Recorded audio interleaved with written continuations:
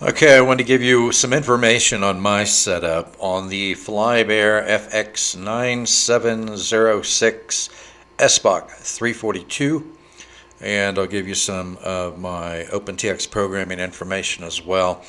I do recommend this plane.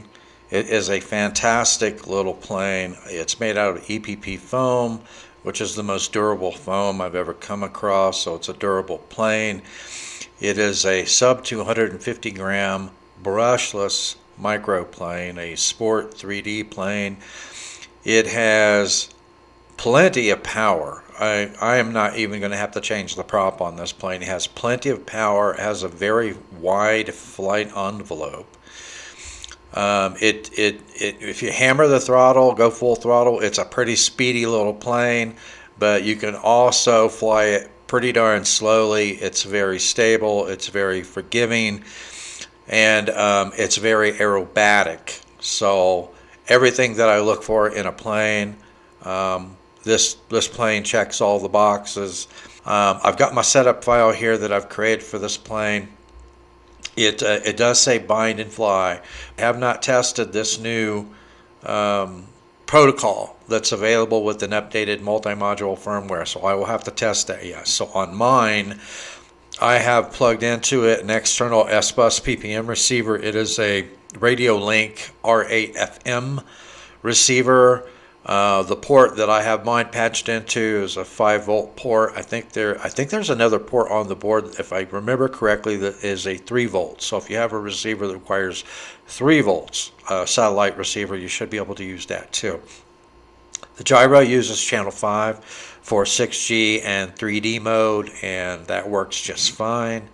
I think I've published 3 flight videos on ground control RC, so if you want to see how this plane handles and how it flies, go check that out. It's a great little plane. My control deflection is measured before the gyro is activated by the throttle. It's one of those deals where you plug it in, you bind to it, but the gyro is not activated until you use the throttle.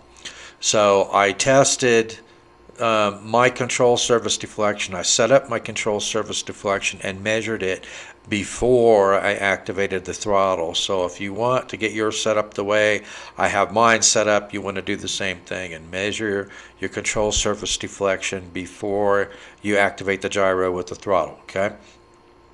My CG is neutral with the stock LiPo at 44 millimeters from the leading edge of the wing at the outer edge of the wing. So I think in the instructions it says something like 30 millimeters, but you can't get 30 millimeter CG on this plane with the stock LiPo. You would have to either add a larger battery, or you would have to add some nose ballast weight to get 30 millimeters. But mine is a neutral balance at 44 millimeters, and I like the way it handles at that CG. It may be just a tick on the tail heavy side, but most of these Sport 3D planes are that way. I might test it out with bringing the CG a little bit further forward than I have it, just to test it and see how that works out. But so far I've liked the way that the plane has been handling. Alright, so here's my linkage setup, guys. On the aileron control horns, it's a 3-hole control horn. I have mine connected at the outermost hole. So the only thing I've had to do to this plane, really, other than add a satellite receiver to it, is just modify the linkage a little bit to make the controls a little bit softer for my liking. The aileron servo arms, it's a 3-hole servo arm. The linkage is in the center hole. For the elevator control horn, it's a 3-hole control horn. Again, it's the outermost hole. The elevator servo arm is a 2-hole servo arm. It's in the outermost hole. Same thing for the rudder. The control horn is the outermost hole, and the rudder servo arm is in the outermost hole. And I'll show you some pictures of that, some close-up pictures here in a minute. I want to go over my radio setup. So on my ailerons, I got it 70%, the elevator is 70%, and the rudder is 70%. I have a lot of expo in it because, you know, they're very small servos. It's a small plane. and I'm not easy on the controls, so I need a lot of expo to smooth the control surface out for me. You might want to try it the way I have mine set up, and then if it feels sluggish to you, if you're a lot softer on the controls than I am, just decrease your expo and you'll be able to get it right where you want it. 70% expo on the elevator and 50 on the rudder. Now my control surface deflection on the aileron is 23 millimeters up and down. The elevator is 33 millimeters up and down, and the rudder is 35 millimeters left to right. Again, my CG location is 44 millimeters, and the specified is 30. Not sure where they got that number from. And my launch throttle, my hand launch throttle is 60%, takes right off. Okay, so now let's bring up some of the close-up pictures of, let me see here. Here we go. Close-up pictures of the linkage. So this is, the plane is upside down, and you're looking at the aileron servo and control horn.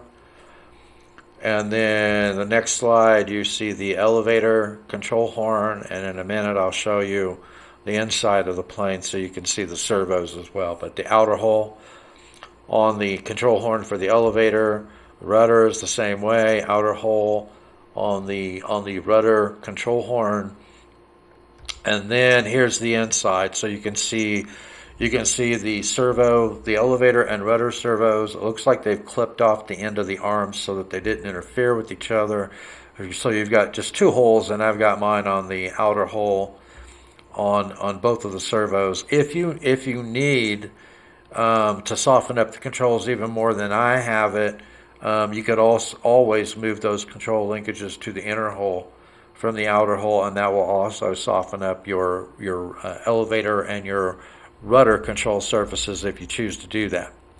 All right, so I also wanted to show you the two open ports here. Now the port that I've got my SBUS PPM receiver plugged into. You can see how this is oriented. So we're looking toward the nose of the aircraft to the right, the tail of the aircraft to the left, so that you can see how the board is oriented. But you've got the signal wire on the top, the voltage wire, 5-volt voltage wire in the center, and the ground wire in the bottom. The other piece of information that I wanted to give you was this screen right here. And Tony, I hope I'm pronouncing your last name correctly. He provided this information. He is a follower on our Facebook channel, and he provided this information that said he is able to use this and bind up to this plane without having to use an external receiver. But he said you need a minimum firmware of 1.3.3.33. And I have an earlier version of the firmware, so I'm going to have to update my firmware to test this out. But it looks like the main protocol is FX, and it looks like the sub protocol is 9630. So, and he said he's able to bind up to it just fine. So I wanted to provide you guys with that information, because if you update your firmware for your multi-module, or if you already have this updated firmware, then you should be able to bind up to this plane without having to add an external receiver.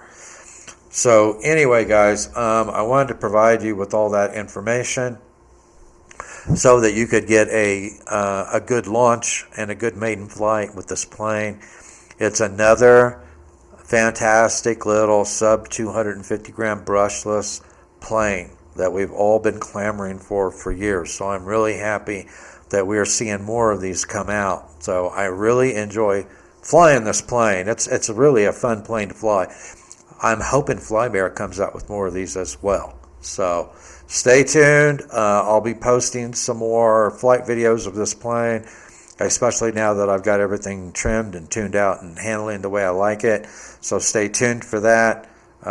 Thanks for watching, and I will see you in the air.